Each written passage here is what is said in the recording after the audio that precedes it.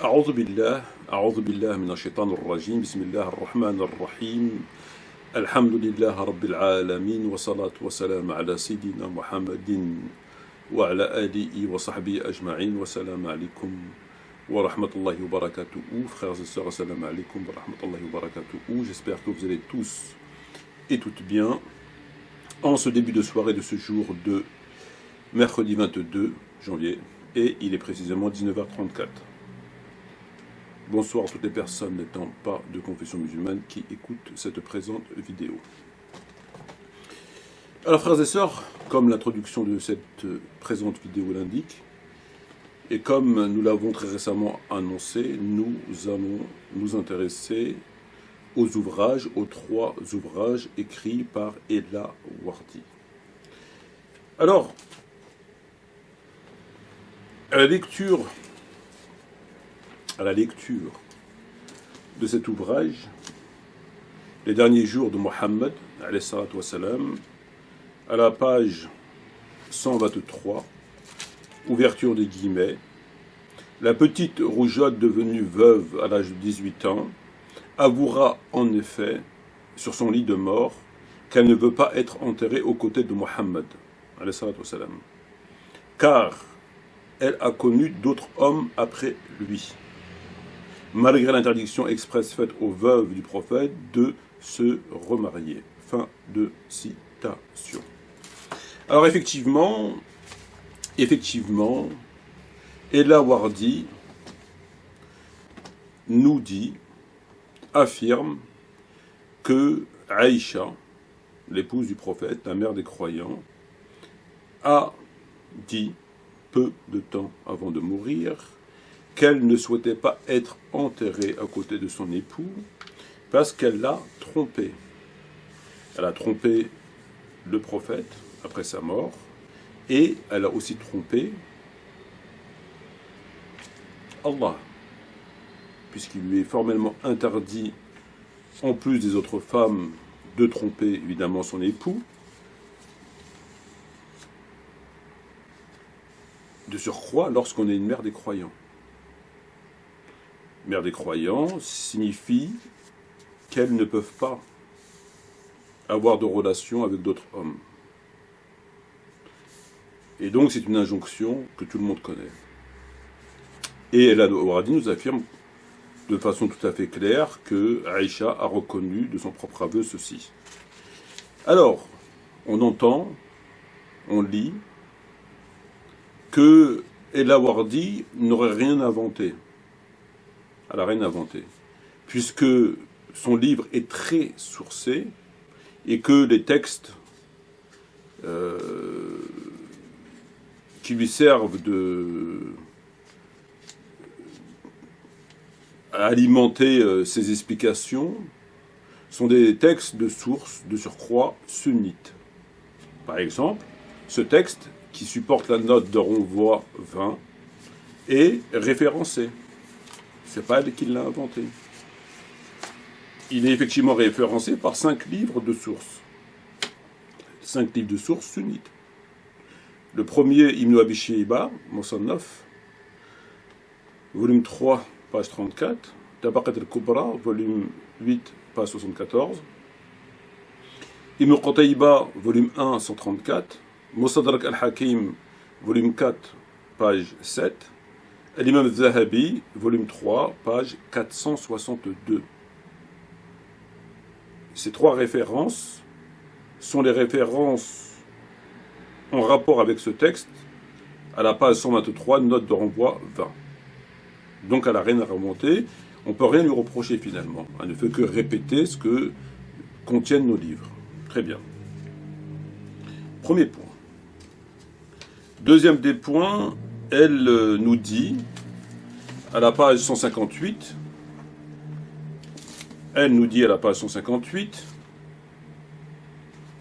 ouverture des guillemets, il faut noter que la relation entre Aïcha et Omar est très ambivalente. Elle le redoute et l'admire à la fois. On suppose même une certaine attirance entre eux, suggérée notamment par cette anecdote. Un jour, Aïcha et Abu Qasim mangèrent avec Omar. dans un même plat, quand la main de la favorite touche celle de Ibn Khattab. Ce dernier est comme électrifié par ce contact physique et s'exclame « Aïe, je ne devrais même pas vous voir ». Il a vous voir. La tentation est visiblement si grande qu'Allah révèle la sourate imposée, le hijab, aux épouses du prophète. Voilà. Note de renvoi 37 et 38. Alors déjà, la première des choses qu'il faut impérativement dire à ceux qui lisent ce genre de livre, c'est que, contrairement au texte précédent, de la page 123, qui est effectivement référencé par les 5 ouvrages qu'elle a cités, à la note 20, lorsqu'elle nous dit ici, il faut noter que la relation entre Aïcha et Omar est très ambivalente, elle le redoute et l'admire à la fois, on suppose même une certaine attirance entre eux, suggérée par cette anecdote. Ça, il n'y a pas de note de renvoi. Ça, c'est elle qui le dit. La note de renvoi vient après par rapport à l'histoire qu'elle a narrée. Mais là, ce qu'elle dit ici, l'attirance entre eux, etc., c'est elle qui l'a dit. Ça vient de chez elle. Donc c'est là-dedans que ça se passe. Elle a décidé, elle a décrété, elle a considéré, pour des raisons qui m'échappent totalement, mis à part la raison évidente de noircir davantage l'image de l'islam, qu'il y avait une attirance entre Omar ibn Khattab et Aïcha. Ça, c'est un truc très important qu'il faut quand même signaler. Alors, lorsqu'on prend le texte à la page 123 et qu'on prend le texte à la page 158, ben on se dit, de façon tout à fait normalement, j'ai envie de dire,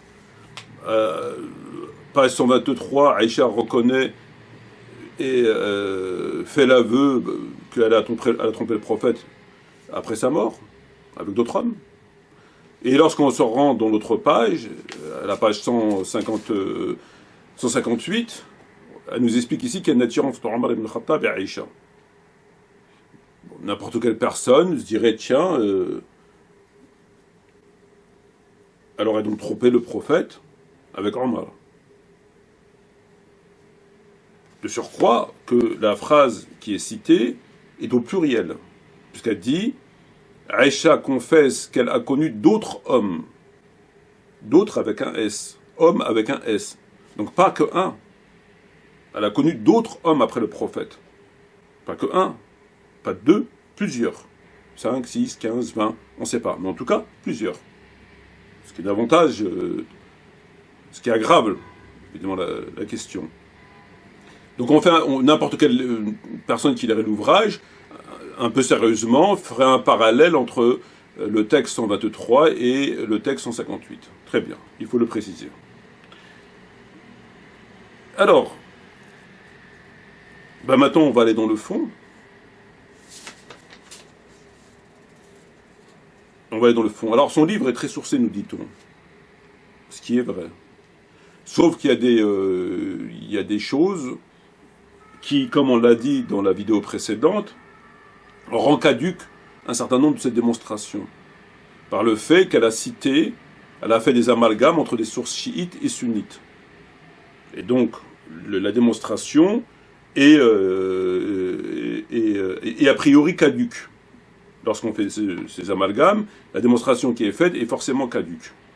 Très bien. Parce comme j'ai expliqué, on ne se sert pas des sources chiites lorsqu'on est sunnite, et les chiites ne servent pas des sources sunnites pour mettre en avant une théorie, une thèse, etc. Bon.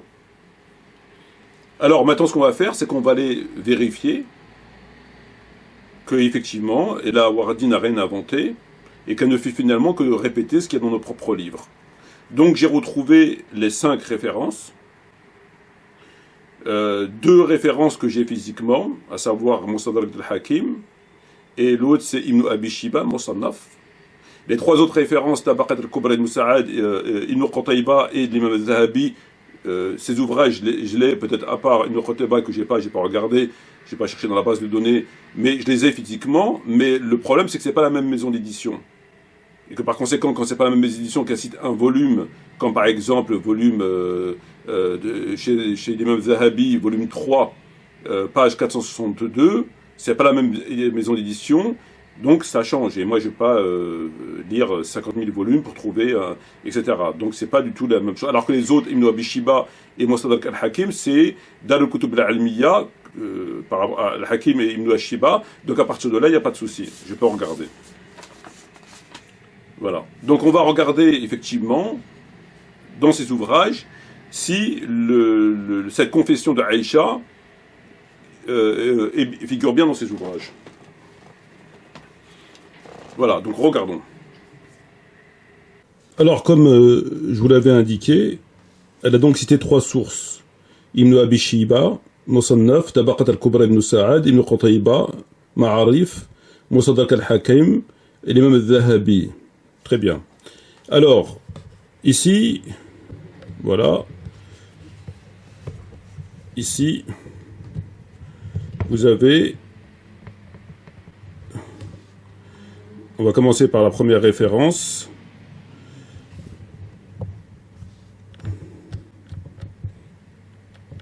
Voilà. Al-Ma'arif li Ibn Qutayba.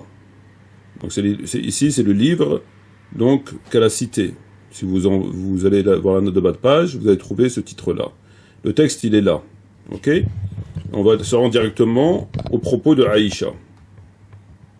Est-ce qu'elle a dit qu'elle a connu d'autres hommes après le prophète, comme elle l'affirme? Alors, le texte commence là. Alors,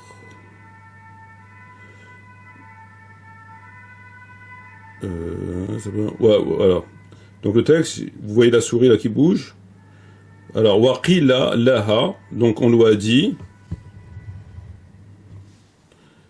nadfanak ma'a Rasulullah alayhi salatu wa salam, ici, faqalat, donc c'est Aïcha qui parle, faqalat, inni qad ahdath ba'da'u. Voilà. Inni, ici, qad ahdath ba'da'u fatfununi ma'a akhwati. D'accord? On vous rappelle, le titre du livre, il est là, comme vous pouvez le constater ici. C'est la référence. Première référence. Deuxième référence, elle a cité Tabaqat al-Kubra d'Ibn Sa'ad. Tabaqat al-Kubra d'Ibn Sa'ad, vous l'avez devant vous ici. Voilà. Ici. Alors on va lever un petit peu, on va descendre. Voilà. Non, c'est celui-là. Alors. Tabaqat Kubra d'Ibn Sa'ad. Donc c'est ce texte-là. Voilà. Donc ici on le voit, Tabaqat al-Kubra, conformément à sa référence qu'elle a citée. Dans le Sadr, il est Ibn Sa'ad. Ok? Donc c'est ce qu'elle a cité. Et là, on a le texte. Voilà. Aïcha, ici. Inda wafatiha, donc au moment de sa mort, qu'est-ce qu'elle a dit? Inni qad ahdath ba'da Rasulullah alayhi salatu wa salam. Voilà. Ici. Inni qad ahdath ba'da Rasulullah alayhi salatu wa salam. Ça, c'est la deuxième référence. Et enfin, la troisième référence, c'est le livre de l'imam al-Zahabi, qu'elle a cité, et dont le titre, il est ici. Voilà. Sir al-A'lam al-Nubala. Ok? De l'imam al-Zahabi. Il est là. Ok? Et le texte, il est... Alors, il est où le texte? Voilà, il est là. Il est là. Ici, il commence là le texte. Alors on va bouger. Parce que...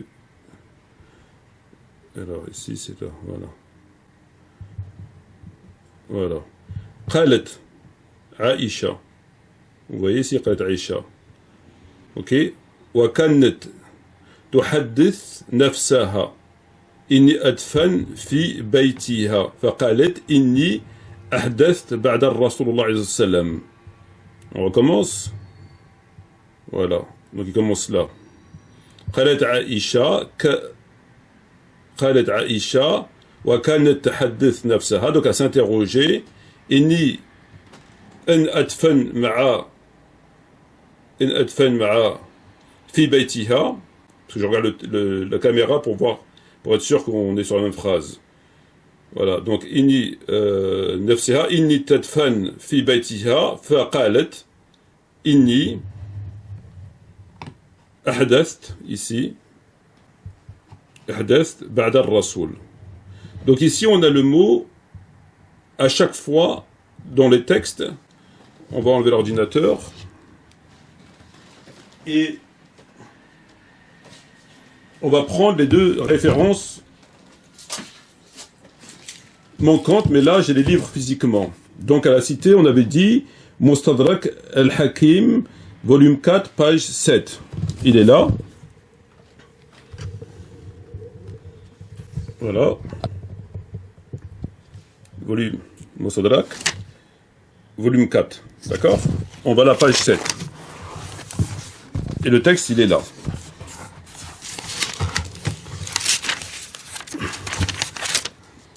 Alors, on va se démerder en prenant d'une main. Alors, on va essayer. Voilà. Donc, le texte, c'est où il a la filage ici. Ok? Alors, comment on va faire? On va faire comme ça. Ça devrait aller. Non, ça va pas. Bon, le texte, il est là. Alors, on va essayer de faire autrement. On va bloquer le livre et on va filmer par-dessus le livre. Ok? Donc, le texte, il est là. Voilà. Donc, c'est ce texte-là. Donc, c'est ce texte-là. Ici, là. Ok? Alors, la phrase, elle est là. Voilà. Donc, voilà. Donc, Aïcha رضي الله عنها وكانت تحدث نفسها إن تدفن في بيتها مع رسول الله وأبي بكر فقالت إني أحدثت بعد رسول الله. D'accord? فادفنوني مع أزواجه. D'accord? Donc c'est toujours le même terme qui revient. Maintenant, on va prendre la dernière référence qui est là.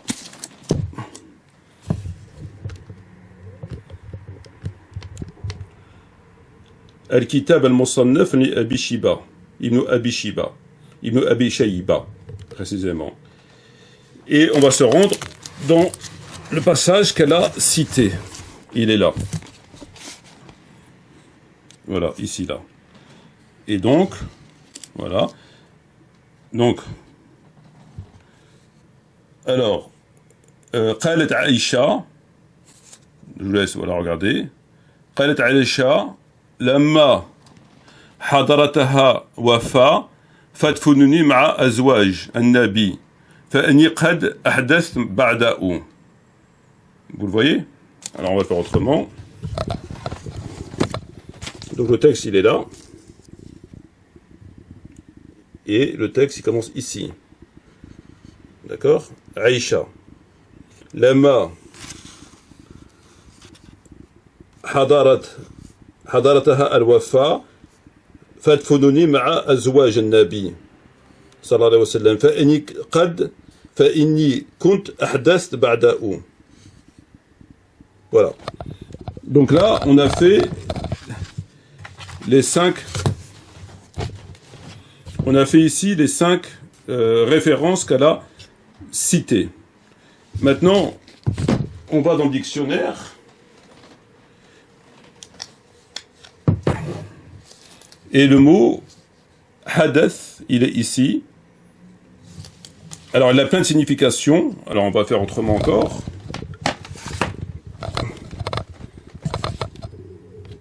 Donc, il est ici. Il a plein de significations que vous pouvez voir ici. Voilà. Donc là, il est au singulier. Donc, il a plein de significations, mais aucune d'entre elles n'a de rapport avec... Alors, on va commencer par la première. Les misères, non-conformisme, hérésie, hétérodoxie, événements, actes, événements, catastrophes, événements funestes, hasard, malheureux, malédiction, accident, désastre, etc., etc. Voilà. Donc voici, le mot, il est là. Il est au singulier. Et ce mot-là, en aucun cas, parle de quelconque tromperie. Le mot hadith n'a aucun rapport, et n'importe quelle personne qui connaît la langue arabe, avec la tromperie. Alors, comme on vient de le voir à l'instant, dans les 3 ouvrages de référence qu'elle a cités, qu'on trouve dans sa note de bas de page, la note de bas de page 20, à aucun moment, Aïcha n'a tenu ses propos. Aucun moment. Le mot qu'on retrouve, c'est le mot hadith. Et ce terme-là ne veut pas dire tromper. C'est pas fahsha, c'est pas zina, ou il ne peut pas être traduit ou compris en ce sens. Ça n'existe pas. C'est tout à fait impossible. C'est même pas un synonyme.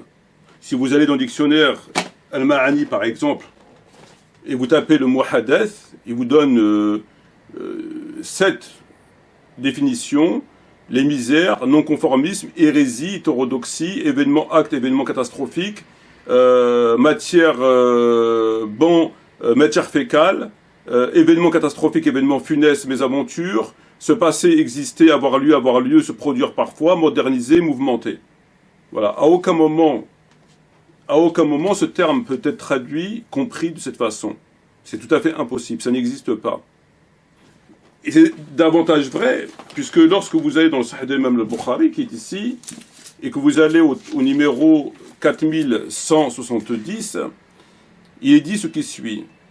D'après ceci, d'après cela, en rencontrant Al-Bara ibn Aziz, je lui dis: sois heureux, tu as été le compagnon du prophète, et tu lui as prêté serment d'allégeance sous l'arbre. Il dit: ô mon fils, ô fils de mon frère, tu ne sais pas ce que nous avons commis après sa disparition. Si on va dans le texte en arabe, il dit: wa bayahtu tahta shajara faqala ya ibn akhi innaka latadri ma ahdathna ba'da'u. Il lui dit: tu ne sais pas ce qu'on a commis comme hérésie, innovation, peut-être pas innovation parce qu'il y a un terme adapté, hétérodoxie, etc., après lui. Lorsqu'il lui dit la tadri ma ahdathna ba'da'u, c'est le même mot qui est dans les textes des 5 livres que nous avons vus. C'est le même mot. Et on ne peut pas le traduire par tromper. On ne peut pas le traduire par rapport sexuel, en aucun cas. Donc qu'est-ce qu'elle a fait? Elle a pris le terme hadatha, elle a pris ce terme-là et elle l'a traduit comme un rapport sexuel, comme le fait de tromper, tout simplement. Et d'ailleurs, l'imam Zahabi, pour expliquer ce texte, il dit qu'elle faisait allusion à la bataille du chameau. Ce que je pense qui est vrai, à mon sens pas que, malheureusement, mais c'est tout à fait exact. Mais à aucun moment elle a tenu ce genre de propos. Voilà, donc c'est bien beau de citer des... c'est bien beau de citer, de nous dire que c'est un livre qui est très sourcé et qu'on n'a rien inventé. C'est plus qu'inventé, là. Là, c'est extrêmement grave ce qu'a fait. Là, ce qu'a fait, c'est extrêmement grave. Demandez à n'importe quelle personne qui lit le texte en arabe, jamais vous dira que ça peut être traduit en ce sens. À aucun moment. Voilà les manipulations. Donc on a dit « Inni ahdath ba'da'u », elle l'a expliqué dans son ouvrage comme le fait d'avoir trompé avec des hommes le prophète alayhi salam. C'est quand même incroyable. C'est quand même incroyable, c'est extrêmement grave de calomnier comme ça des gens, de surcroît, c'est quand même incroyable. Et pourtant, elle est censée connaître un petit peu la langue arabe, et elle sait très bien que ce terme-là n'a aucun rapport avec la fahsha ou avec zina ou tout ça, ça n'a aucun rapport. C'est l'hétérodoxie, c'est des choses graves, enfin des choses, voilà, mais ça n'a pas de rapport avec la chair, en aucun cas. Voilà pour la démonstration, la première démonstration sur ce shukran jazir. Wa salam alaikum wa rahmatullahi wa barakatuh.